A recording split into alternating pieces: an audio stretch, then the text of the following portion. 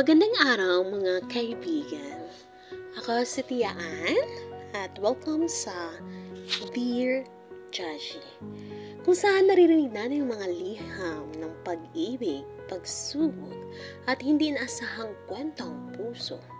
Ngayon may natanggap tayong isang liham mula kay Irene, isang scout ranger na hindi inaasahang mahuhulog sa tao pinakaayaw niya, ang kanyang lieutenant. Pero hindi niya alam, may matagal na palang lihim ang lalaki. Pakinggan natin ang kanyang kwento. Dear Jaji, ako si Irene, isang scout ranger. Sanay ako sa matinding laban at hindi ako natakot sa kahit anong misyon. Pero may isang bagay na hindi ko inaakala, ang mahulog sa taong pinakaayaw ko. Si Lieutenant Alastair.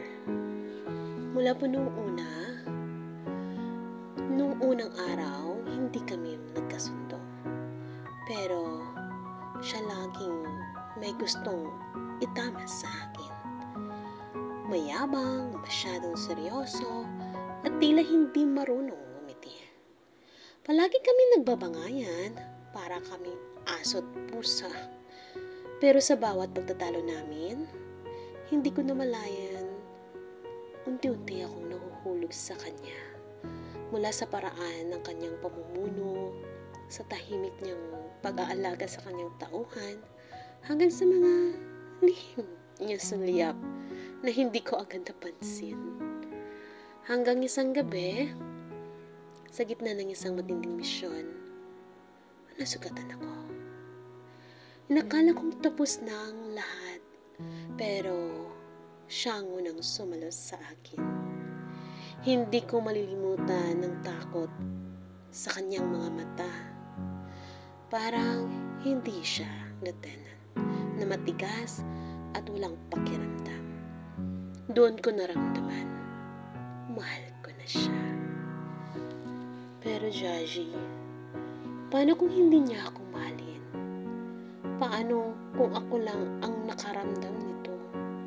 Natatakot ako mawala ang respeto niya kung malaman niya ang babaeng palaging lumalaban sa kanya ay siya rin palang palihim umiibig.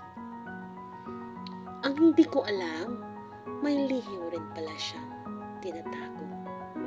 Lubos na gumagalang, Irene. O Irene, minsan ang pag-ibig ay nasa hindi natin inaasahang tao. Ang galit ay pwedeng maging daan upang mas makilala natin ang tunay nilang pagkatao. At kung may lihim siyang tinatago, baka hindi lang ikaw natatago ng tunay na damdamin. Sa mga nakikinig, naranasan niyo bang mainis sa isang tao, pero sa huli, siya rin pala ang pupuno ng puso niyo? Ibahagi niyong kwento din sa Dear Jaji. Hanggang sa muli, tandaan, minsan ang tunay na pag-ibig ay nagsisimula sa hindi pagkakaunawaan. Ito ang Tia Ann at hanggang sa muli, ingat!